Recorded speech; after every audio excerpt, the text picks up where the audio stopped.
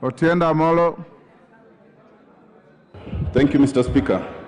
Mr. Speaker, this, in the majority opinion, has singularly failed Kenyans and must carry a badge of shame on behalf of this House. For the avoidance of doubt, Mr. Speaker, Kenyans must know that the 6 members of the Kenya Kwanza MPs in the team and their surrogate in Jubilee all voted to save the minister. It is only the 4 from Azimio who stood with Kenyan farmers.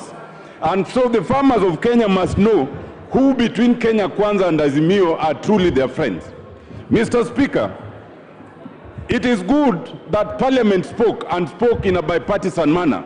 So we as a House have indicated, but the committee has failed to respect the House as a whole. In proper democracies, the vote by Parliament in itself should have invited resignation by the minister without even waiting for the committee to do its work. But we are not in a proper democracy under this regime. Mr. Speaker, what now must save farmers is the action by the President. The President can act and reflect the wishes of this House by the stroke of a pen. He does not need this House to resolve that issue. Mr. Speaker, secondly, it must be noted, and some members had questioned the wisdom of Article 152. Article 152 mirrors Article 167 in terms of the procedure for removal of a judge. Only that in that article, the Judicial Service Commission plays the role we played, and the tribunal plays the role that the committee did. It is expected under the Constitution that the committee would be a quasi-judicial committee that will look into the merit of the issue. Unfortunately, Mr. Speaker, the committee, most of its members went with a preconception because they'd already spoken here against that motion.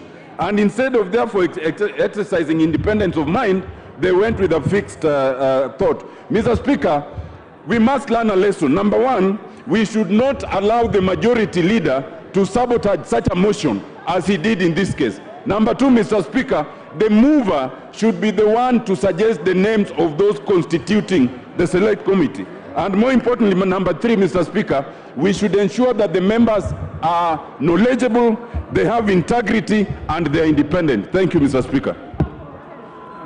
Thank you, Honorable Otiende Amollo. Rindikiri. Thank you, Mr. Speaker.